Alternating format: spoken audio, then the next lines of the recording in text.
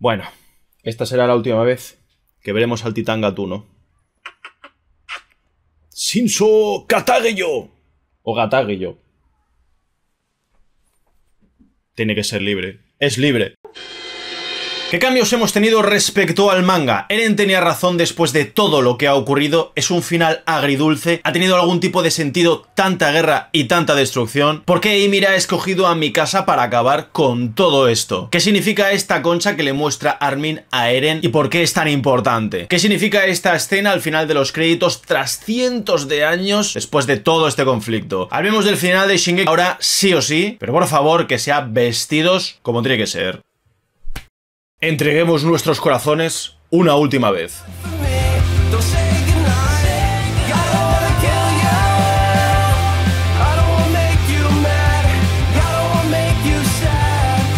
Muy buenas mis aquí vuestro maestro, ¿qué tal? ¿Cómo estáis? Espero que estéis igual de tristes que lo que estoy yo, que ayer 4 de noviembre terminó Shingeki no Kyojin no Ataque a los Titanes, uno de los animes más importantes de la historia que concluye tras 10 años de emisión. Tenéis muchos vídeos en el canal, resúmenes, análisis y también lo que es la parte del manga que se publicó hace unos años, que es un final que no puedo creer que hayan mejorado tantísimo, ya que el propio Isayama publicó en Twitter hace unas semanas que reescribió junto con el equipo de Mappa algún que otro matiz que quizás en esas páginas no acababan de convencer al lector porque eran demasiado ambiguas. Y menos mal, porque Shingeki no Kyojin es un anime con muchos matices, cuyo epicentro siempre ha sido y será la guerra y las consecuencias en las generaciones que la sufren. Este episodio final de casi 1 hora y media de duración se ha dividido en 3 actos bien diferenciados que son puro cine y que vamos a analizar a continuación como siempre, girando en torno a sus personajes y los diferentes sucesos. Te dejo tiempos en la descripción porque va a ser un vídeo largo de cojones,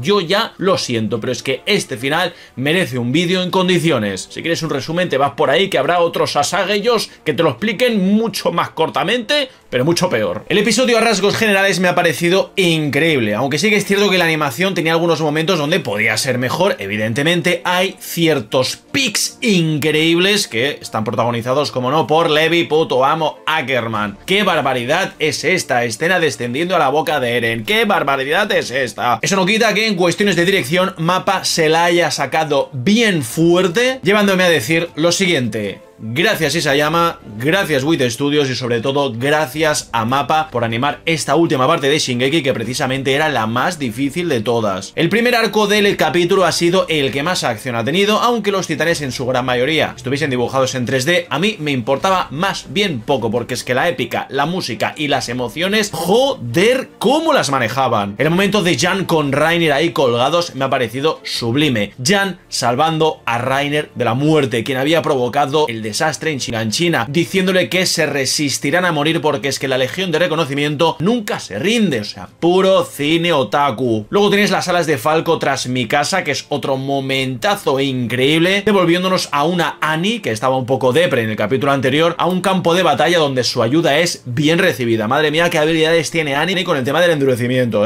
Aunque bueno, lo de Armin reventándolo todo como una bomba atómica ha sido magnífico. Pero uno de mis momentos favoritos sin lugar a dudas es el del retumbar en todo el mundo, obligando a la gente a rezarle a todos sus dioses. Este momento en concreto en el acantilado me parece tremendo, ya no solo porque está hecho en blanco y negro, sino porque Mappa quiere destacar lo horrible que es esta destrucción que está trayendo Eren a todo el mundo. Quiere representar, igual que hizo Spielberg en la película La lista de Schindler, que Eren ha matado incluso a niños y que no se ha detenido en ningún momento. Spielberg nos contó que la niña que vestida de rojo en su película aparece más tarde muerta en una pila de cadáveres, con ese rojo que destaca entre toda la multitud de color gris, como una muestra de que ante lo evidente, que es un niño en plena guerra y desalojo de un gueto, nadie hizo absolutamente nada para salvarla. Aquí ocurre lo mismo, pero al revés. El bebé sobrevive gracias a que la gente lo salva, porque recordemos, los niños son el futuro de la humanidad, y donde su madre muere, el bebé acaba sobreviviendo porque, ya sabemos, el objetivo de la vida es multiplicarse, sobrevivir. Por eso luego, cuando el retumbar se detiene, el bebé devuelve el color a la gente, porque es que simboliza esa esperanza que había muerto hace unos instantes.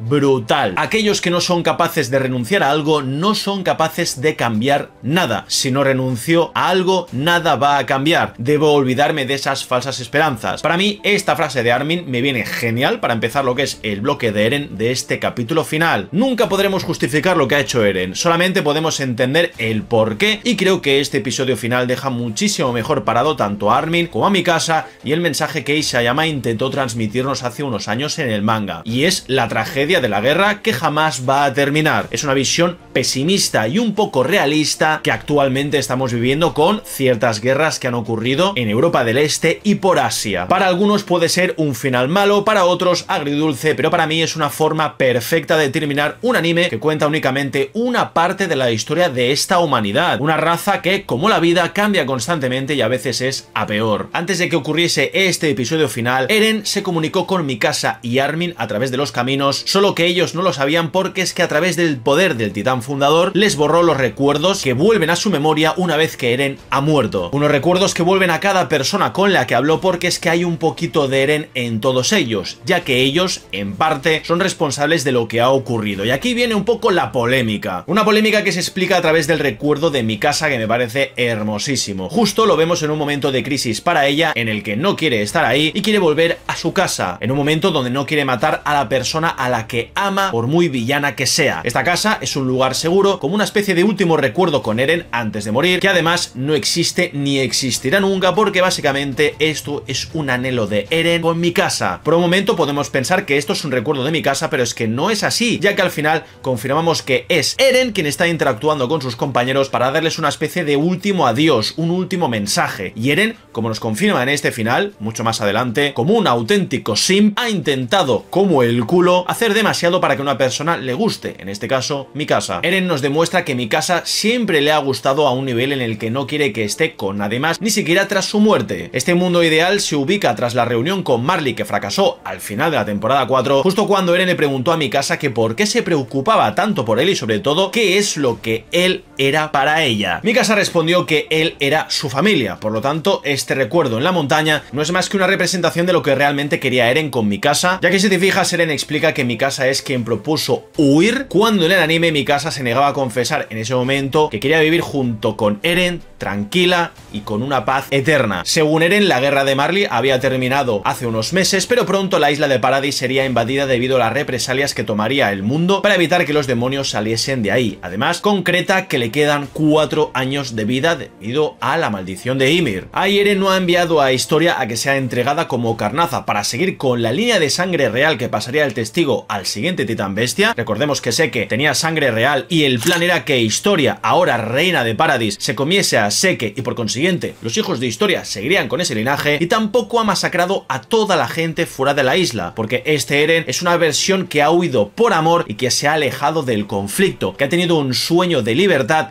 muy egoísta para sí mismo, sin querer nada para el mundo, porque es que su mundo ahora mismo es Mikasa. Ante Armin, Eren se muestra tal y como es, de forma egoísta, deseando que Mikasa le amase a él y a nadie más. Pero si te fijas, en ese abrazo es Eren quien invita a Mikasa a que se quite esa bufanda cuando él se muera y que le olvide por fin, que siga avanzando para que pase página y sea feliz. Esta es una forma dolorosa de representar que el amor a veces implica sacrificar lo que realmente queremos por los demás, no como algo negativo, ojo, sino como un acto de amor en sí mismo, porque a veces amar duele, y esta escena sirve para que veamos cómo Eren pensaba renunciar a su propia libertad por Mikasa. Como sabemos, Mikasa no puede deshacerse de la bufanda, y tras la muerte de Eren sabemos que Mikasa la lleva justo en el árbol donde este dormía y donde lo han enterrado. Es una escena que ya vimos en el especial anterior a este, justo al principio, de cuando Eren, al igual que Mikasa, estaba llorando sin razón aparente y se había despertado de una siesta bastante larga. En el fondo, sabemos que estos dos estaban llorando porque sabían que iba a pasar. No era plato de buen gusto para ninguno de los dos que todo el mundo se muriese. La libertad, recordemos, siempre ha sido parte vital del anime, y si te fijas, en la escena de la casa vemos la sombra de Falco sobrevolar el terreno, pero esto no es más que la representación de las alas de la libertad que buscan estos chicos, igual que las alas del cuerpo de exploración que ansiaba ir más allá de los muros, igual que el pájaro que coge la bufanda de Mikasa y que se la pone de nuevo, para recordarle que aunque Eren ya no esté con ella físicamente, siempre lo tendrá en los recuerdos. recuerdos. Yo siempre he pensado que esta escena era una forma metafórica de representar cómo Eren, por fin libre una vez muerto, quiere que Mikasa pase página intentando quitarle la bufanda y llevársela con él, pero tras mucho pensar creo que es lo contrario, que se la vuelve a poner para que Mikasa recuerde que siempre estará ahí con ella velando por su seguridad. Según nos enteramos al final, Mikasa sufría esos dolores de cabeza debido a que Ymir hurgaba en su cabeza, porque es que tienen un paralelismo importante. Durante 2000 años Ymir ha estado buscando a alguien que acabase con la larga pesadilla que ha sido su vida, una vida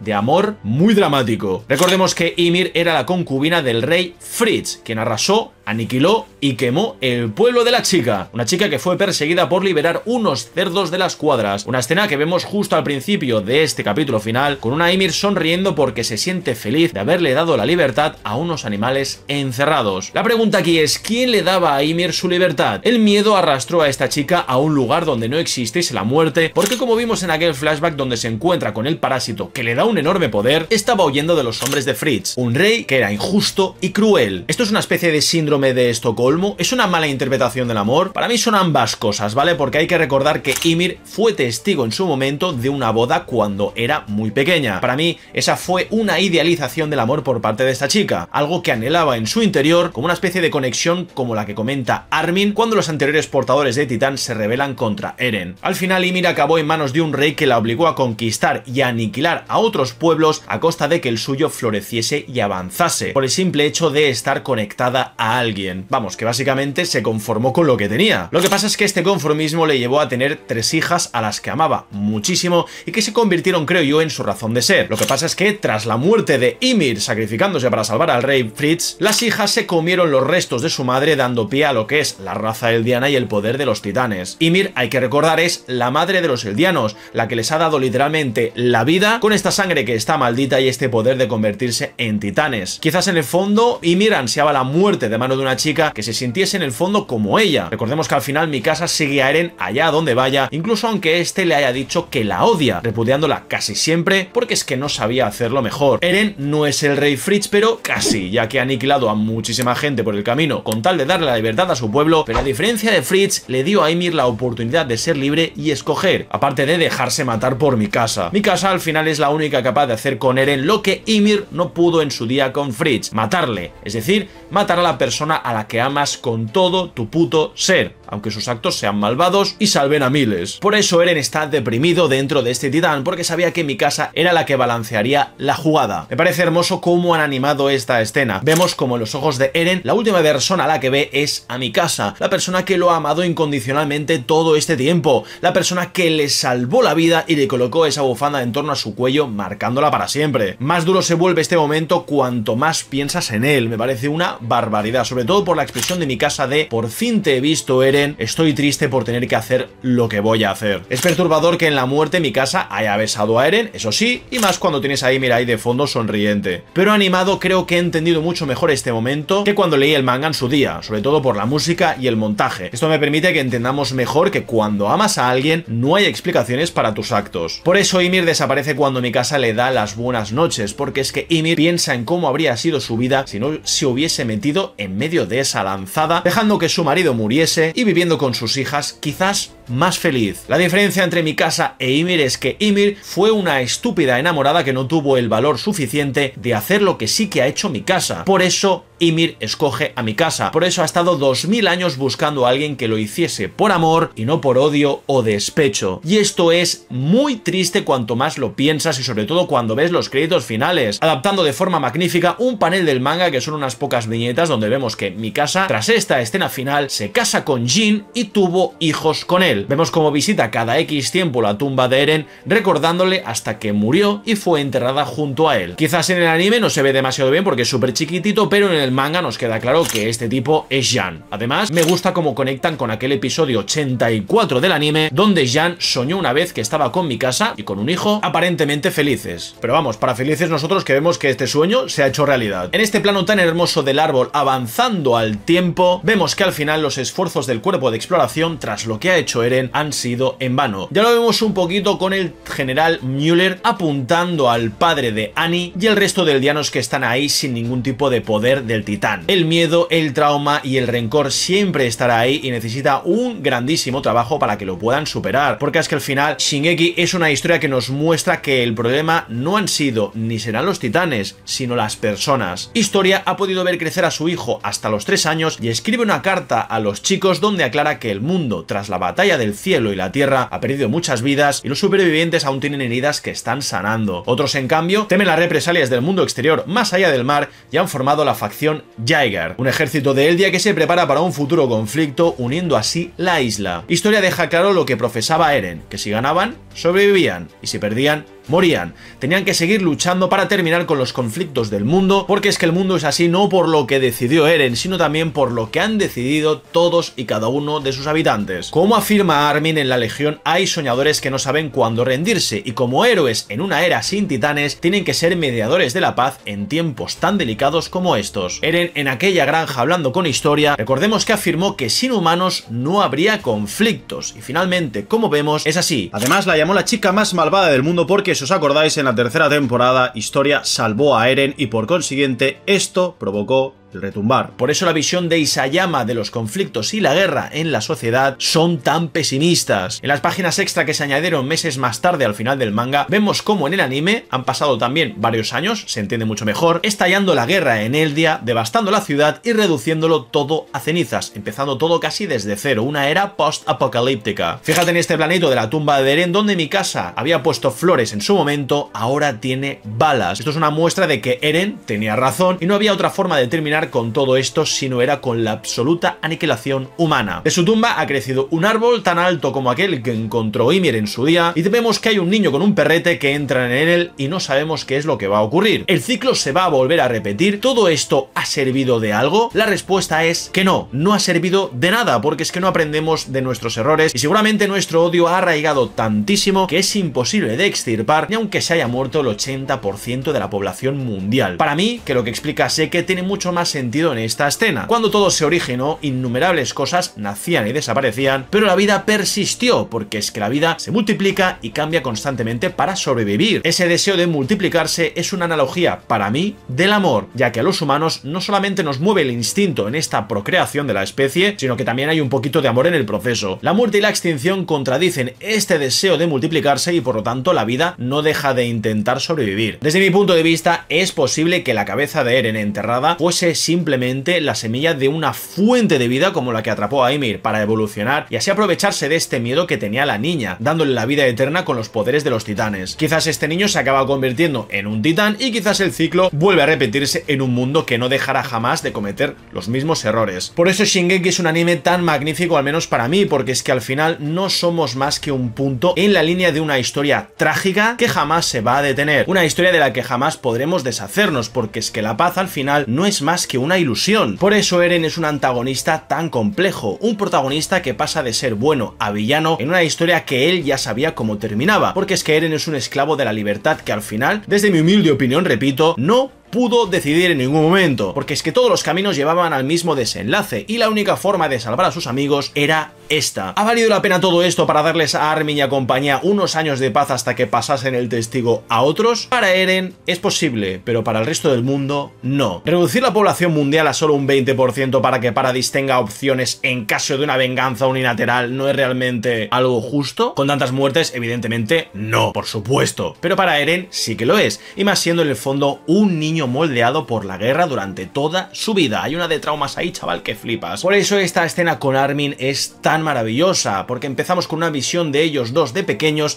avanzando por diferentes lugares, momentos del tiempo para que entendamos el mensaje y que veamos que desde este punto de pequeños hasta este otro de mayores han ido creciendo y viendo auténticos horrores. Al final todos somos parte del problema por mucho que queramos ir de santos por la vida. Eren deja claro que es un personaje con unas convicciones muy fuertes y lo ha demostrado en todo el anime. Una actitud que para mí es muy coherente con el personaje, que quería que sus amigos se alejasen de él y se convirtiesen así en los héroes de la humanidad. De esta forma el mundo vería a los héroes de Paradis como aquellos que habían acabado con el demonio Eldiano y que se habían rebelado contra su propia isla, ganándose de esta forma el respeto de todo el mundo. Es un poquito como los Tybur en su momento, que cuando ayudaron al rey Karl Fritz a terminar la guerra fueron vistos como héroes, pero también eran un poquito culpables. Eren carga sobre sus hombros con la responsabilidad de haber visto el pasado y el futuro y de matar a casi toda la humanidad, de ser ese demonio al que todo el mundo va a odiar por todo lo que está haciendo. Todo esto porque el resultado esperado implicaba que Mikasa le cortase la cabeza, que Eren muriese, que no pudiese estar con sus amigos nunca más. Algo que en el fondo es muy triste porque es que Eren sabía que tenía que morir para que todo este conflicto terminase. La muerte de Eren implica la muerte del parásito y el poder de los titanes. Al final, el genocida más famoso de la historia del anime es en el fondo una víctima de la guerra y de sus circunstancias. En la tercera temporada, cuando Historia le entregó aquella medalla por recuperar Shiganshina, le besó la mano y es cuando Eren vio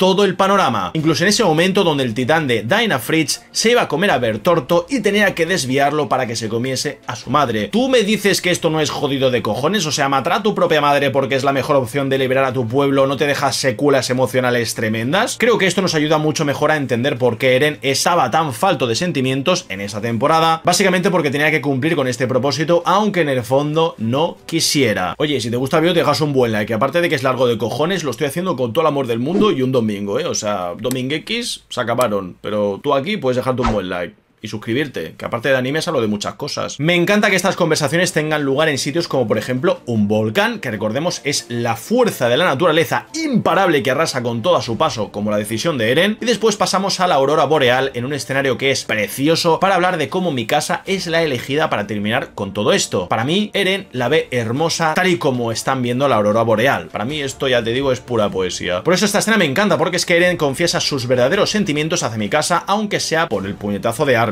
Todo este supuesto odio y desprecio no era más que Eren haciéndose el tipo duro, ya que en el fondo es un egoísta que solo quiere que le amen a él incluso aunque haya muerto. Pero ese es el lado egoísta de su corazón. En el fondo, como en la escena de la casa en la montaña, Eren le deseaba lo mejor a Mikasa y solo al final, en su muerte, es consciente de que el precio a pagar es altísimo y de que ya no hay vuelta atrás. Me gusta mucho ver esta faceta de Eren culpabilizándose de lo ocurrido, cosa que no está en el manga, sintiéndose mal por haber masacrado a toda la humanidad y por haber enviado a sus compañeros a una guerra de la que quizás no iban a sobrevivir, ya que ha perdido literal y metafóricamente la cabeza. Eren no solo no quiere morir, sino que tampoco lo quiere hacer el mundo entero. Por eso este momento es tan jodidamente potente, porque es que la sangre del 80% de la población mundial yace bajo Eren y Armin. Todos somos conscientes que, según Eren, los héroes de Paradis solo pueden salvar el 20% de la población mundial. Esta decisión la tomó Eren tras muchos intentos, a cada cual más frustrante, y al igual que Armin, muchos van a pensar que tenía que haber otra opción, que es imposible que todos los caminos llevasen a aniquilar a la humanidad. Aunque sea imposible de ver debido a la guerra y al dolor de los traumas, algún día tienen que poder entenderse si lo intentan. Pero es que el mensaje de Shingeki no es ese es el sueño a cumplir. La realidad es otra, ya que literalmente sin humanos no habría guerras, por eso lo vemos en los créditos finales. Así que Eren de alguna forma tenía razón, y esta escena extra original del anime da más sentido al porqué de sus intenciones. En el manga, Armin simplemente le da las gracias a Eren por haber aniquilado a casi todo el mundo por el bien de Eldia y sus compañeros, y luego despierta de este recuerdo. En el anime, como vemos, Eren coge estos dientes y pelos de la gente aplastada por el retumbar y acaba confesando la verdad. Confiesa que creía que todo esto lo hacía para protegerles, pero por el camino ha muerto tantísima gente a la que apreciaba como Sasha o Hanji, que se llama a sí mismo estúpido, ya no solo por esto, sino también por lo de Flock y los jaegeristas. Se llama a sí mismo un paleto de pueblo como cualquier otro que consiguió mucho poder haciéndolo de la peor forma posible, llevándole a este final tan horrible, porque es que quizás si Eren fuese más inteligente o hubiese vivido otra vida, habría encontrado otra forma de solucionar todo este conflicto. Y esta culpa únicamente la carga Eren, cuando en realidad la tenía que cargar casi todo el mundo, ya que al final, en mayor o menor medida, todos somos responsables de lo que ha ocurrido, de que esta rueda del odio siga girando sin parar. Por eso Armin hace examen de conciencia y dice que él en algún momento también deseó que los marleyenses muriesen. Lo que pasa es que es difícil difícil creerte esta frase del supuesto salvador del 20% de la humanidad. Esto es genial porque demuestra que Armin es humilde a más no poder, diciéndole a Eren que aquel libro que le enseñó de pequeño le hizo soñar con ver el mundo exterior y a embarcarse en este viaje de sufrimiento y belleza por igual que ha sido Shingeki. Reconoce que él también es parte del problema y le agradece a Eren que le mostrase el mundo más allá de los muros, aunque haya sido de esta forma tan horrible. Juntos ahora y siempre, hasta que se vean de nuevo en el infierno. Ojalá tener amigos como Mikasa y Armin, te lo digo de verdad. O sea, a pesar de que aniquiles el mundo entero, siguen a tu lado entendiendo por qué lo has hecho y ayudándote a cargar con el peso de la culpabilidad sobre tus hombros. Pero bueno, como he dicho mil veces, esto no es justificable, ya que al final las razones que estos personajes se dicen a sí mismos son para que entendamos lo que han hecho y por qué lo han hecho. Pero la gracia al mismo tiempo creo que es esa, darles capas a personajes que son grises y no blancos o negros. Al final Armin lo que quiere hacer es que Eren no sienta el peso de toda esta guerra, cuando en realidad todos tienen un poquito de culpa. Sé que a lo mejor a algunos les sonará estúpido este razonamiento, pero si te paras a pensar, en cualquier conflicto actual pasa lo mismo. Son tan culpables los que están involucrados como los que no están haciendo absolutamente nada desde sus casas mirando Twitter. Esto me lleva a hablar de la dicotomía entre Armin y Eren, que me parece magnífica por cómo la concha y los restos humanos en la mano de Eren representan que lo mismo pero diferente. Es por eso que la dicotomía entre Armin y Eren me parece magnífica como la representan con esta concha y los restos humanos en la mano de Eren. Ambas visiones están manchadas de sangre. Eren lo ve todo destruido como única opción de acabar con todo esto, y Armin en cambio tiene una visión un poco más estructurada y entera de lo que es el mundo, algo que tiene que proteger. Acuérdate que esta concha protege al cangrejo ermitaño del peligro y de paso es su hogar. Básicamente como ve Armin el mundo, como su hogar. Lo que pasa es que la sangre no nos recuerda que aunque la visión de ambos sea la de la paz, sus manos están manchadas de sangre. Ambos son igual de culpables. Así que sí, el anime ha mejorado muchísimo, no solo al Eren del manga, sino también el final de la historia. Una historia que es trágica, donde dos amigos de la infancia tienen que pelear porque ninguno de los dos se va a detener ante nada ni nadie. Por eso cuando Armin despierta y ve la cabeza de Eren, tiene un llanto que es desolador, porque es que aunque no te lo creas, en el fondo estos tres siguen siendo unos niños cuyos sueños siempre fueron aplastados por una guerra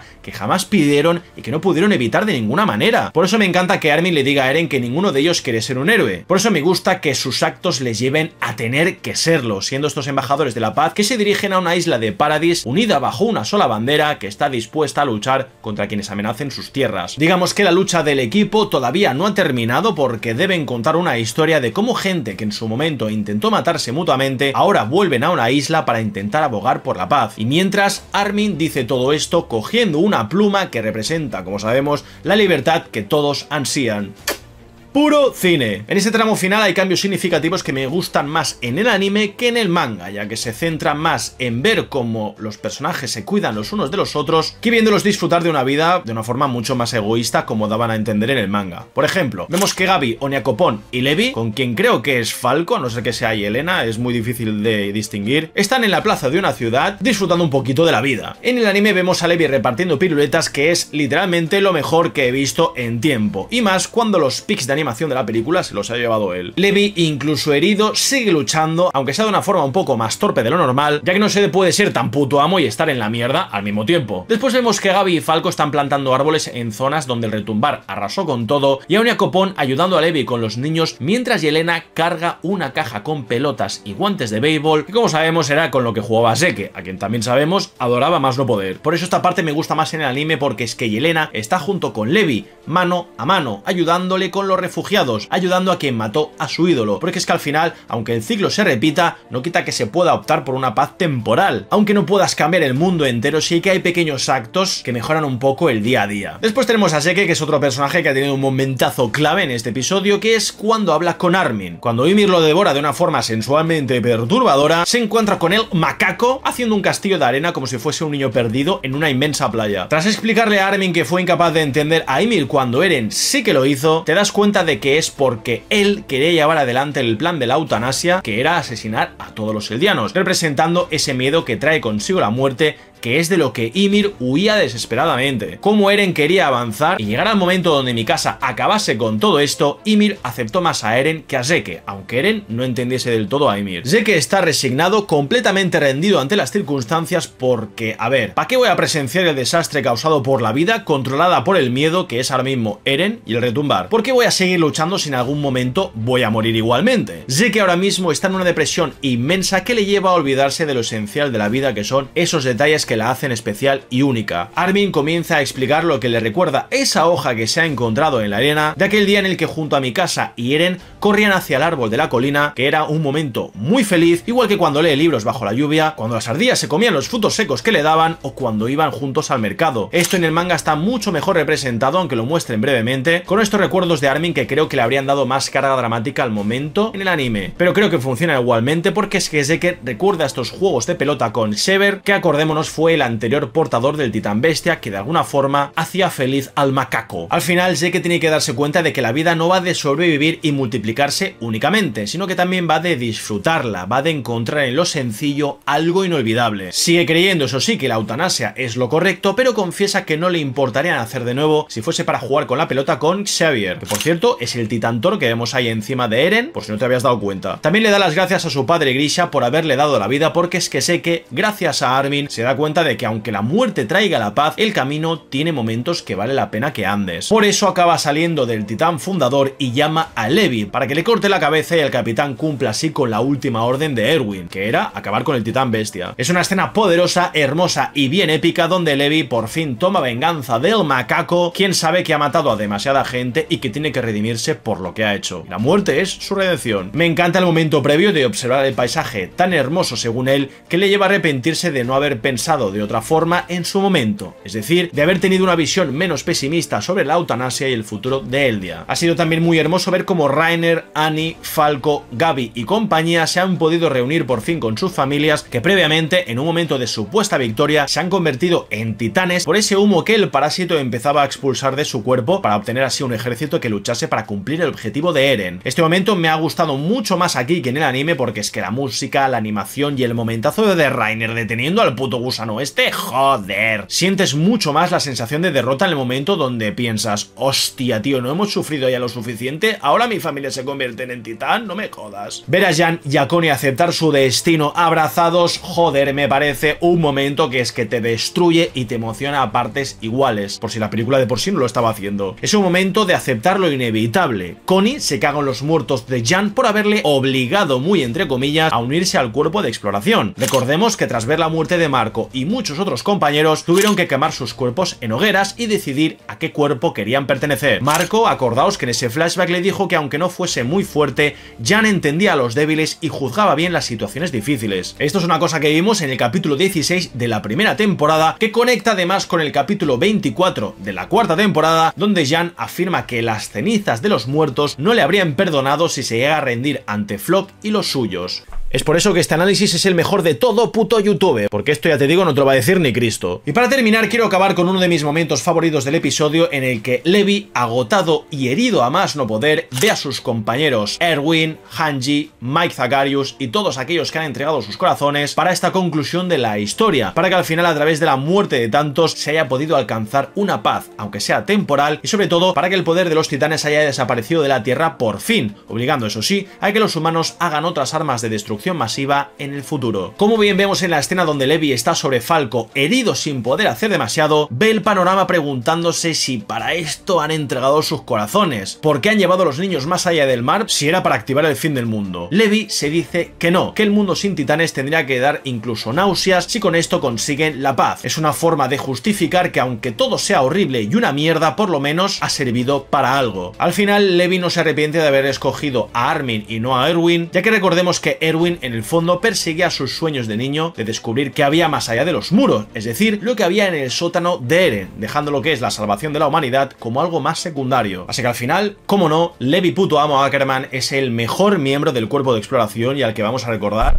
forever. Por cierto, ¿y la pedazo de llave que le hace Gaby a Falco cuando este le va a abrazar? O sea, ¿hola? Y la visión de Sasha con Jan y Connie, por favor, jódeme más con esto, por favor. Aunque con lo que sí me quiero quedar es con el abrazo de la madre de Reiner a su hijo, con una especie de resumen de toda esta historia. Una historia de cómo un país, cegado por el odio, utilizó a unos niños como armas para aniquilar a sus enemigos, obligando a sus familias a sentirse orgulloso de ellos y no viendo otra vida para sus hijos. Una vida que estaba alimentada por un odio de hace miles de años y que ya tendría que estar olvidado. Me quedo con este abrazo porque sin el poder de los titanes, Reiner puede volver a ser un hijo para su madre, y su madre, tras toda esta guerra, puede darse cuenta de que su hijo merece una vida mejor, una vida alejada de la sangre de la guerra y la destrucción. Aunque bueno, al final todos somos como Hitch, bostezamos ante los futuros problemas del mundo desde nuestra cómoda y privilegiada posición en la que todo nos da igual mientras vivamos bien y bajo un techo que nos proteja. Y nada, gente, hasta aquí mi análisis de Shingeki no Kyojin, Ataque a los Titanes. Este es el final de un camino que empezó hace ya pues un par o tres de añitos. Espero que hayáis disfrutado de mis análisis. Seguramente haremos un debate de la serie con otros compañeros la semana que viene, así que atentos a mis redes sociales para que vengáis a ver el debate con nosotros, que expandiremos un poquito más lo que cada uno haya dicho en sus respectivos videoanálisis. Y no sé qué más deciros, que muchas gracias por este apoyo que han tenido los vídeos de Shingeki. Dejaos un buen like, que sé que lo vais a hacer si os ha gustado este vídeo. Si no, pues lo echáis a los leones, que no pasa nada. Yo me pongo en plan Vinland Saga, no tengo enemigos, no soy como Eren Jaeger.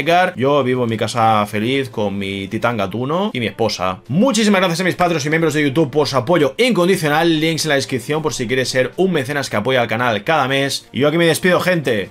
Un beso, cuídate mucho y entrega tus corazones en el futuro spin-off que va a haber de Levi. Como lo oyes, eso sí, en el manga.